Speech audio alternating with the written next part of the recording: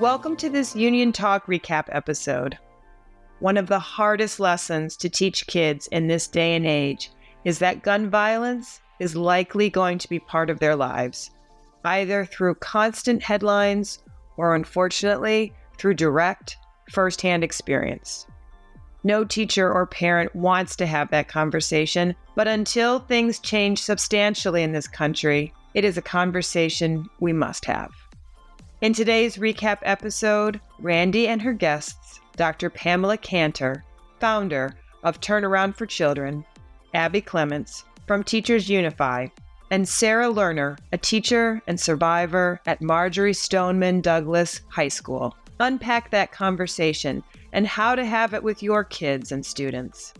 It is a powerful episode we encourage everyone to listen to in full.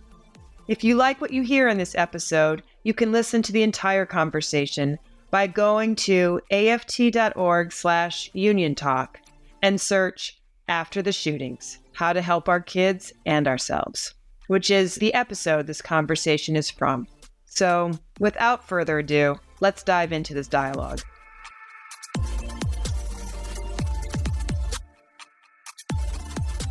And 90% of Texas school employees worry that a shooting is going to happen in their schools, very similar to Kelly's, story about her son.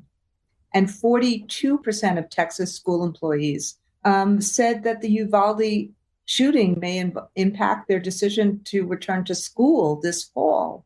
And that would hugely exacerbate what is already a huge teacher shortage. And so what you're seeing, though, is when they ask the question, well, what would you do about it? Given the politicians in Texas, given what Governor Abbott has been saying, you would assume that there would have been a different view in Texas than maybe in New York. Not so.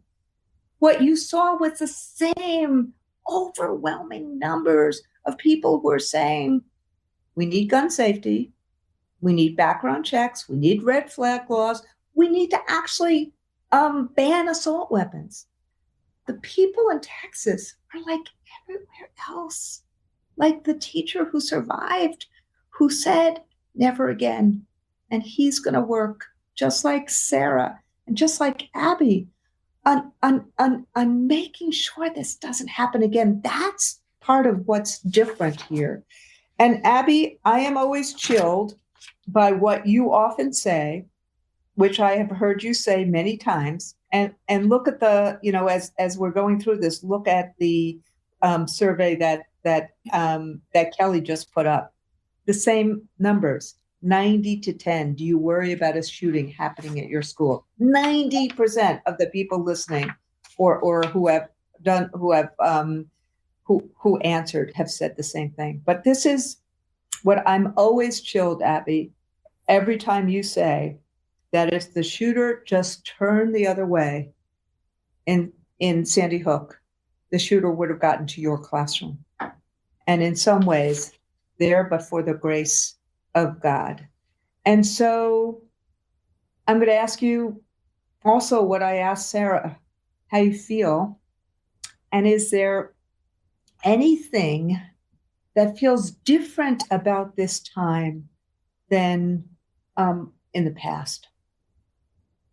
Well, thank you, Randi. Thank you, everybody, for including us tonight in this important conversation. Because when I see the title of this, what it's really saying is that educators, school staff, and our children are not okay. And how can we be with this public health crisis that is gun violence? And so how am I doing? I think compartmentalizing, that Dr. Cantor used that word earlier today before we came on, is how I'm functioning. But my heart breaks for the families who've been impacted by all of these shootings in the last few weeks, because in particular, we understand, Sarah and I both firsthand, what it's like in the aftermath, what kind of path some of the survivors might be walking in. And so it's heartbreaking what I do see that's different is a sustained, outrage. I say sustained because I don't think this is going to lag. My colleagues were crying in the hallways the day after Uvalde. I don't honestly know how teachers, school staff function after these things. And, you put on a smile, you tie the kids' shoes, you're commenting on their writing, and your mind is continually redirected to what horror has just happened again in our country that we're allowing to happen over and over again. But Randi, Sarah and I both saw that outrage in Texas when we were there just a couple of days after that horrendous shooting. We saw it at the round table, which was a unique and powerful experience to have 15, 20 educators, school staff, some activists, union leaders discussing this. And the power in these women from Texas who are speaking, I carry that with me. And after all the events that day, Sarah and I went to the protests outside the NRA convention, and Texas is fired up. You would never have known. You would have not known where you were. Homemade signs everywhere, people yelling. And I think that's what I see is different. I think even just in the responses that we're getting from folks all across the country to Teachers Unify who are saying, I've had enough and I'm going to join you. It's just been remarkable. So what should we do? How can parents, I'm going to ask it both ways. How can parents help their kids? How can parents help through the process of trauma? And then, I'm going to ask the same thing in terms of educators. Yep. I want to give you a picture, though, of what a student is feeling, and then we're going to put what teachers and parents can do around that. All of you have already expressed the deep sorrow. I can hear it in your voices for the children who have been lost and for the families that are grieving. But if you're a kid, you have every right to say, why is this happening? Why don't the people who are supposed to protect us do that? I'm sure that they look at us and they know that we're failing them. What kind of example is this? How can this be our country? And how can we not be effective at changing this? We know that the grief and loss in Texas will be there forever, but we are the witnesses. Our kids are the witnesses. And witnesses cannot stand by passively and just watch. We have to take action. That's what's so important about what Sarah just said. We need to support our kids in taking action, because passivity is actually really bad in the face of trauma.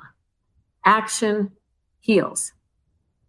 So if you're a young person listening to this, I would want you to tell people you trust what you are feeling, no matter how bad it is, and tell them what you want them to do. And be angry and be sad, but say it.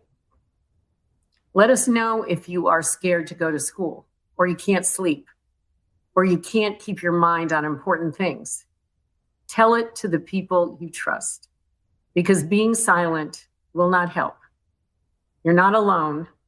By this time, you must know that. Don't rely on social media for answers to your questions. There is so much misinformation out there, you just can't be sure that what you are learning is even true. Talk to the people you trust. Listen to the people you trust.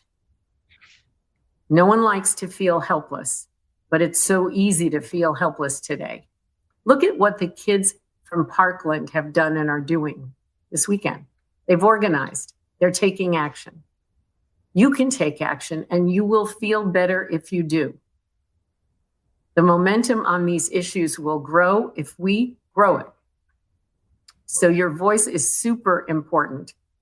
And our job as adults is to make the time and the space for you to tell us what's going on. We need to listen, and you need to speak.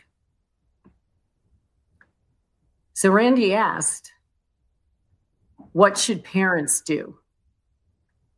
And I have put together a few things. Some might be obvious. Hopefully not all of them are. First, start a conversation like what Kelly did. She knows that I've written about that before after Sandy Hook. Initiate the conversation. Don't wait for your kids to bring up that they're in pain over the shootings or they don't feel safe. You might have to adjust how you respond to their ages, but listen so that you can respond to their concerns truthfully. You have to keep calm and you have to keep it real. Young people read faces. So even if the words are coming out of your mouth that you think are the right things to say, they can read what's on your face. So you have to prepare yourself to talk about stuff like this. It isn't easy. You need to be calm, you need to be convincing, you need to be consistent, and you need to be authentic. You have to limit exposure to media. I don't know how many of you are old enough to remember 9/11 and how many times a day the TV replayed that scene of the airplanes going into the towers. But we had to stop parents from letting their kids look at that over and over and over again. You have to regulate children's exposure to frightening images. You have to keep routines in place. Routines are really reassuring to kids. You can't force them to go to school if they're scared. You're just going to have to take the time with other parents, with other kids, and let them set the pace of getting back to school. It might take a while. Your children are going to ask you hard questions. Could this happen at their school? How will they know that their schools are safe? You've got to know what your child's school is doing on behalf of safety so that your reassurance is not empty. It has some specifics in it. You have to keep your eye out for certain things. If something happens where children stop eating or sleeping well, or complain of different kinds of physical aches, or are having trouble concentrating, you have to check this out, like Kelly did. But if you can't really get an explanation for it, it could be the sign of something more serious like a depression or post-traumatic stress. And then you really do have to seek outside help. And you know what they always say about when you go on the airplane and the mask drops and they say, put it on your face first. That's true, because you are the most important person in your child's life. And when that mask comes down, you have to be okay. So you taking care of you, sleep, nutrition, getting in the garden and planting flowers, that is the kind of thing that can be tremendously helpful. So teachers, it's the hardest job today. The things that I said about parents, of course, those apply to teachers, but teachers are facing some of the most challenging experiences of anybody today. Because what's being asked of you is to manage your stress, to focus on your work, to protect your students, to keep them engaged, even when their hearts and minds are elsewhere. You have an unbelievably demanding and important job. And so we have to, as a community, take care of you. Thanks for listening to this Union Talk recap episode. To listen to the full episode, head to aft.org/Union Talk.